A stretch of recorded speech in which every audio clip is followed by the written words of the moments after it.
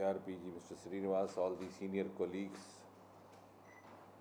in the Department of Personnel Training and the Department of ARPG, which is actually the host of this brief but significant ceremony. At the outset, I have to perform the pleasant job of welcoming you all. We have had the habit of meeting almost every year on this day when we had a program, a day long in fact, which was in the last 2-3 years, it was given a different kind of a format, and we would have a day long program split into different sessions. Of course, we could not have one last year, it had to be deferred because of the election code of conduct. This year for other reasons, but no code of conduct. So we thought if we could not meet otherwise, at least we could meet virtually. And I have to thank Dr. Chhatrapati and his team who have arranged this for us. As was being mentioned by Dr. Chhatrapati and also Dr. Chandramouli, Prime Minister has always been very keenly looking forward to the occasion of Civil Services Day, and ever since 2014. He has not been only taking a keen interest but also innovating, and the result of which is that over the last 4 or 5 years, the Civil Services Day is no longer observed in the manner as it was observed prior to 2014, when it used to be a small program, more of a fellowship program where we would meet each other, inquire about each other's health and each other's families, and try to walk down the memory lane, deja vu, recall the days in academy and inquire about the progress of our families. Sometimes we would have met after many years. It was actually given a much more constructive and an academic format in the last 3-4 years. And for that, I think we owe to the inspiration from Prime Minister Modi, who's always been very keen in matters related to governance. And it was also part of that we had the concept of the assistant secretaries for the first time in Government of India, where they would spend 3 months period at the center before going to the states of their respective cadre.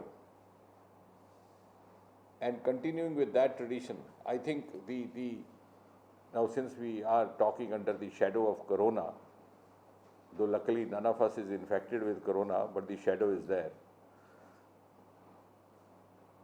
I think I was this morning thinking that this experiment of assistant secretaries has actually shown its dividends during this crisis.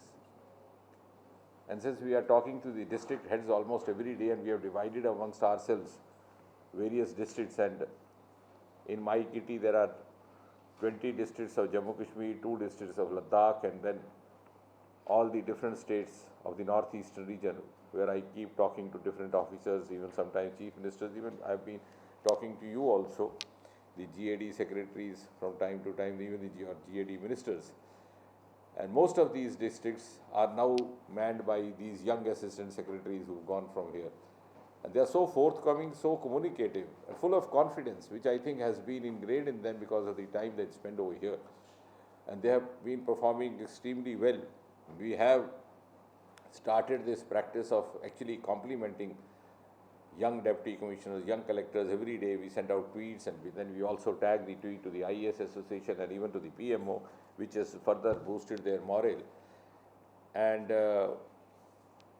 I think on this occasion of Civil Services Day, this is another opportunity to actually acknowledge the extent of contribution being done by all the civil servants, the younger ones in the field, the elder ones or the senior ones doing the policy planning, and through video conferencing and electronic means, I think spending longer number of hours than they would have spent otherwise. As I also sent out in my tweet this morning, that if India today has emerged as a frontline warrior in the community of world under Prime Minister Modi in the fight against Corona, we would not be able to not acknowledge the substantial contribution made by Indian civil services. And as Dr. Chandramouli was referring to some of these states like Kerala, Goa, of course, statistically, they have made a mark. but I would say that all the states, the union territories, even the island territories, notwithstanding their constraints, have actually proved the inherent capacity of India's governance system to meet a challenge and to reorient ourselves to the challenges overnight. I was the other day complimenting the border district collector of Kathua, which is a border district of Punjab and Jammu Kashmir, just when the lockdown was announced. The young collector, the young SSP, both of them from the Indian services, were flooded with as many as over 4,000 people overnight, and they didn't know actually how to manage, but the manner in which they reoriented themselves and lived up to it, managing quarantine, managing social distancing, because there were people trying to push themselves in from Punjab, the others pushing themselves into Punjab, and then they had to maintain all the discipline or the guidelines that they were expected. So much also about the Northeast, the peripheral areas, as Prime Minister always insisted that we have to bring these peripheral areas at par with the more developed regions, the more developed states of India. That was actually the declaration of intent he made soon after taking over in 2014, that I would bring Northeast at par with the rest of India. And I think this crisis has once again reiterated, that's precisely what I was telling the chief ministers there, that we have in no way allowed Northeast to receive a lesser attention or a lesser care compared to the other areas of India. In fact, it was Northeast which was the first to receive an air cargo consignment on the 30th of March itself, late night, and then followed by Ladakh, because that's the other territory. And the huge flight cargo, because there were apprehensions that because of the constraints of accessibility, etc., there will be shortage of supplies and all, and we had to do the psychological trust building and confidence building as well. And the respective state administrations came out with an exemplary coordination. And in the ARPG also, just because Dr. Chhatrapati is sitting besides me, you are sitting on the camera, that does not mean that I would rather see those on the camera first and not those sitting beside me. Because when you are sitting in a movie hall, it does happen. You see the heroine on the screen, you miss the person sitting next to you. But I would not let that happen. I've been very sensitively engaged with all my colleagues over the last 6 years, so I would not miss acknowledging the huge contribution made by Dr. Chhatrapati and Srinivas and his team in the ARPG. They were the first to launch a national monitoring dashboard. When we decided that now hereafter for some time we would devote all our energies, all our resources, all our expertise to the management of this corona crisis, and this dashboard is now actually become a role model for the other states and the union territories as well. Immediately they engaged the grievance portal for recording the grievances related to COVID. We had a very vibrant CP Gram, which I am again happy to recall, though I keep recalling because we have to pat our own back, otherwise who would pat? Most of the media persons are looking for something not to pat. So I have to pat and say that when we came in 2014, in this CP Gram, the number of complaints being registered per year was just about 1.5 lakh. Today we have 20 lakh. It's more than almost 20 times increase because we have been responsive, we have been prompt. And a huge amount of presence of mind and hard work has gone behind it. Soon after this corona crisis took over, a separate window exclusive was introduced in this CP Gram portal so that anybody who has a COVID related grievance would find it automatically registered into the right quarters. Until yesterday we had redressed over 25,000. We started off with 333 on the first day and just started on the 1st of April. It's been only 20 days. I am talking entirely in the context of the contribution of the civil services, the bureaucrats in the face of this corona crisis. And about 14,000 of them I think went to the state governments and the others to the respective ministries. At the same time, while we were, and I am glad that the other states and UTs have also followed it. This morning I received from the UT administration of Ladakh. They have also very vibrantly engaged themselves in this portal grievance redressal. So, in a way, as was the mandate of this ministry and these departments to innovate and evolve, practices for others. They have done so even in the last 2-3 weeks, though it's being a very brief period and a kind of a crisis which none of us was used to. It was in fact an unprecedented crisis or an unprecedented situation for administrators as well as the civil society and even for the medical professionals. Then since it is Civil Services Day, I cannot go without acknowledging the sensitivity with which the IAS Association has responded. While the Ministry of Personnel, the ARPG was busy in launching a COVID dashboard, they launched what they very appropriately defined as Karuna. And I said, now you have actually tried to respond to Corona with Karuna. So the Karuna is a kind of a kitty bank that they have created, and the huge contribution to the PM Cares Fund.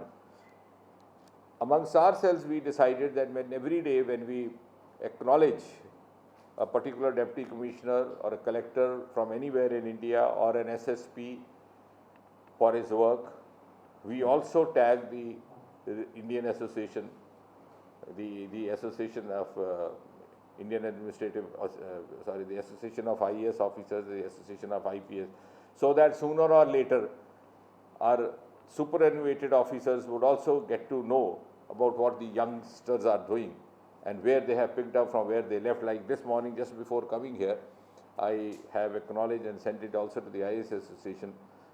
Some of those collectors who have already started the Rabi harvesting with the scientifically observance of social distancing.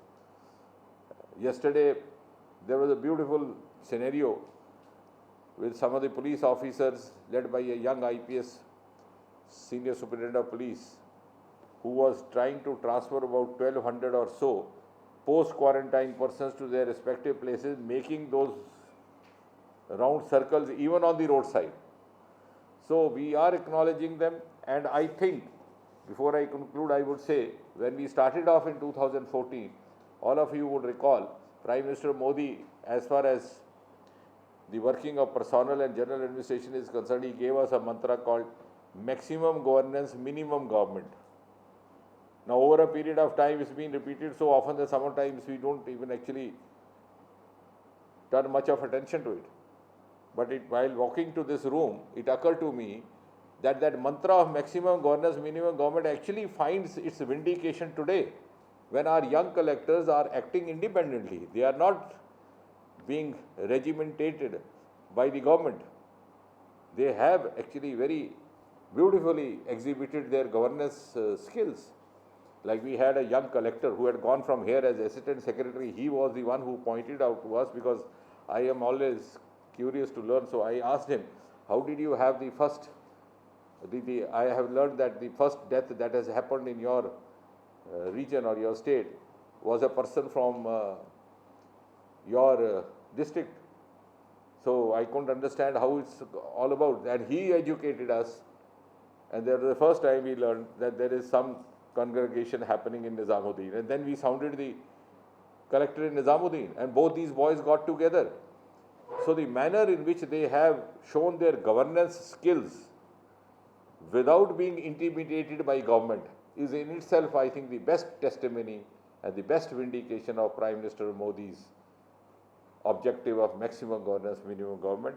And I am sure this crisis will soon be over, but the bureaucracy and our civil services will get strengthened with each such crisis, because if we don't have such crisis, then we would go lackluster. So in a way, it is good. It has rejuvenated our capacities, also made us familiar with each other's immense capacities. And I'm sure this is going to be a cumulative experience. And next year when we meet face to face, we would be able to recall these experiences as well. I do not wish to hold you on for long, because I know all of you are busy in your respective states and duties, and you have to take up the task, and it's not in the fitness of things. It was more of a ceremonial, symbolic gesture and an acknowledgement. I once again thank you very much.